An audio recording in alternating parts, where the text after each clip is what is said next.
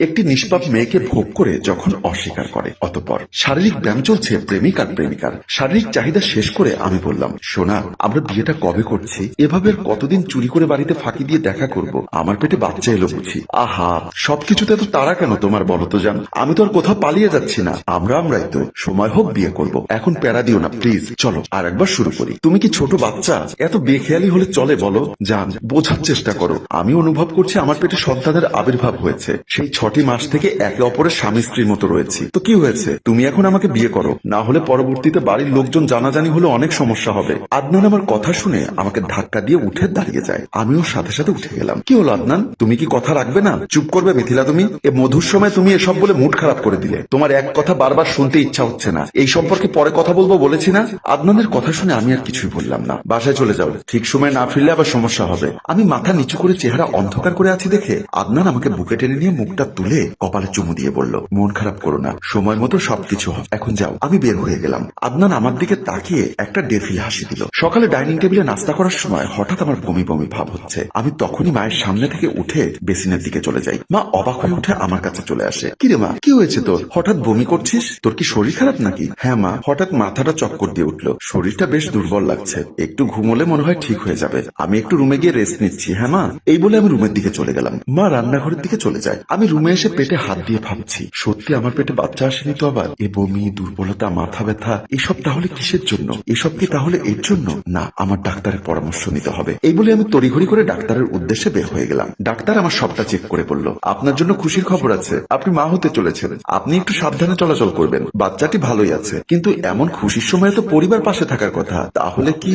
আমার ধারণা ভুল না হলে কি আপনি অবিবাহিতা? আমি ডাক্তারের কথায় হাঁ হয়ে আছি। এই যে বলতেই আমার ধ্যান ভাঙে। আসলে আপনি ঠিক ধরেছেন, আমি জানি না আমি কি করব, বাড়িতে কি বলবো। বাবা মা জানলে তো আমাকে মেরে ফেলবে। আপনি কি অ্যাবর্শন করাবেন? না, প্রশ্নই ওঠে না। আমার বাবু পৃথিবীতে আসবে। না হলে একটা কাজ করেন, আপনার ভালোবাসার মানুষকে এসব বলেন, তাহলে কোনো একটা সমাধান বের হবে। হ্যাঁ ডাক্তার, অসংখ্য ধন্যবাদ। ইটস ওকে, আমি তাহলে আসি। এই বলে আমি চলে আসি। ডাক্তার মনে মনে বলছে, তোমাকে তো আমি চিনি, এই ব্যাপারটা বড় হওয়ার আগে সোহবার আঙ্কেলকে জানাতে হবে। এই বলে মোবাইলটি বের করে কল দিতে লাগলো। কল কয়েকবার দেবার পর রিসিভ করে। কল রিসিভ করতেই আদনান বলল, কি সমস্যা তোমার? আমি তো বিজি আছি, যার জন্য কল রিসিভ করছি না। তা বুঝার মতো ন্যূনতম জ্ঞান তোমার হয়নি? আদনান, তোমার হয়ে গেলে আমি কি একটু বলতে পারি? কি বলবে তাড়াতাড়ি বলো। শোনো, মোবাইলে এত কথা বলতে পারবো না। তুমি আমার সাথে জরুরি ভাবে দেখা করো। আমি পারবো না। যদি না আসো তাহলে কিন্তু আমি খারাপ কিছু করব, তাও নিজের সাথে। আদনান ভাবছে আত্মহত্যা করে ফেলবে না তো আবার? তাহলে তো আমি ফেসে যাবো। আচ্ছা, আমি দেখা করব, চলে আসো তুমি। আমি কলটি রেখে চলে গেলাম। আদনানের সাথে দেখা হতেই আদনান বলল, কি হয়েছে, এত জরুরি তলব কেন? আদনান, আমি তো শেষ। বাড়িতে জানলে আমাকে জানে মেরে ফেলবে। বিষয়টা খুলে বলো। আমি প্রেগনেন্ট। আদনান, কি পাগল হয়ে গেছো তুমি? আমি ঠিকই বলছি। আশ্চর্য, সহবাসের পরে তুমি বাচ্চা না হওয়ার ঔষধ খাওনি?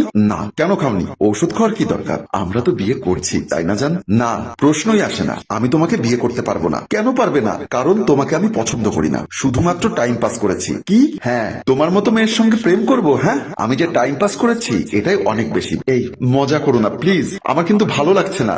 আদনান হেসে হেসে বলল, মজা করবো কেন, সত্যিই বলছি। কথাটা শুনেই যেন আমার মাথায় আকাশ ভেঙে পড়লো। চারিদিকে যে অন্ধকার হয়ে যাচ্ছে, কেউ যেন ছুরি দিয়ে আমায় বারবার আঘাত করছে।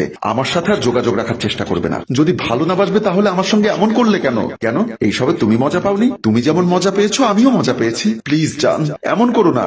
দেখো, তোমার সঙ্গে আমার স্ট্যাটাসে যায় না তুমি কোথায় আর আমি কোথায়। হ্যাঁ, সব বুঝলাম, কিন্তু এই সন্তানের কি হবে? নষ্ট করে দাও, সবে তো মাত্র হয়েছে, তাই না? আমি আদনানের পায়ে পড়ে গেলাম। প্লিজ তোমার দুটি পায়ে পড়ি, আমার সঙ্গে এমন করো না, মাপ চাই। আমাকে আর ফোন দিয়ে ডিস্টার্ব করবে না। কথাটি বলেই আদনান ধাক্কা দিয়ে চলে যায়। আমি কান্না করতে করতে মাটিতে বসে গেলাম। আমি রুমে এসে বসে কাঁদছি। কি করব বুঝতে পারছি না। আমার বাচ্চাটির কি হবে? কিভাবে বাঁচবে এই সমাজে, যে সমাজে মানুষ চেনা বড়ই দেয়? এমন সময় মা বাবা আসলে আমি দাঁড়িয়ে যাই। বাবা বলল, তুই আমার মেয়ে ভাবতেও আমার ঘৃণা হচ্ছে, তুই এত নোংরা হয়ে গেছিস। আমি বাবার কথায় চমকে গেলাম। তার মানে বাবা সব জেনে গেছে? মা বলল, আমি সেদিনই লক্ষ্য করেছিলাম, কিন্তু বিষয়টা সিরিয়াস ভাবে নেইনি। আমি বাবা মায়ের কথায় কেঁদে দিলাম। মা, বাবা, আমাকে নিয়ে টেনশন করো না। তোমাদের মেয়ে আর থাকবে না এই রঙিন পৃথিবীতে। অনেক দূরে চলে যাব, কেউ জানার আগেই চলে যাব সবাইকে ছেড়ে। তোমাদের তাতে কোনো সমস্যা হবে না। বাবা তখনই আমার গালে ঠাস করে থাপ্পড় দিয়ে বলল, তুই কেন মরবি? তুই আমার মেয়ে। প্রেম ভালোবাসা তো খারাপ কিছু নয়। খারাপ তো এই জগতের মানুষ। তুই তো পাপ করিসনি, ভালোবেসেছিলি, ভুল না হয় একটা করে ফেলেছিস, সেটা শুধরানোর দায়িত্ব আমাদের। আমি বাবার কথায় আবেগ আপ্লুত হয়ে গেলাম। মা বলল, আর কান্নাকাটি করিস না, আমরা ওই ছেলের খোঁজ নিব, যেভাবেই হোক ওকে তোর কাছে এনে দিব, পারলে আইনের আশ্রয় নিব। আমি বাবা মাকে জড়িয়ে ধরে কান্না করতে লাগলাম। বাবা মা আমাকে সান্ত্বনা দিতে লাগলো, আর এখানেই একটি মেয়ের জীবন ও একটি ছেলের বেইমানি দেখিয়ে আমাদের গল্প শেষ হয়। সম্মানিত ভিউয়ার্স, কি হতে চলেছে পরে? ভালোবাসা ঠিক আছে, কিন্তু শরীর বিলিয়ে দিয়ে নয়। মেয়ের বাবা মা কি পারবে ছেলেটিকে মানাতে? শেষ পর্যন্ত কি তাদের মিল হবে? ছেলেটা কি মেনে নিবে এই সম্পর্ক? সবকিছু জানতে কমেন্ট করুন দ্বিতীয় পর্বের জন্য। গল্পটির ভাবনায় হাসিম রাজু, পরিচালনায় রেজাউল কবির চৌধুরী ও প্রযোজনায় এফ.এ. নয়ন চৌধুরী। গল্পটি ভালো লাগলে লাইক, কমেন্ট এবং শেয়ার করে অন্যকে দেখার সুযোগ করে দিন। ধন্যবাদ সবাইকে।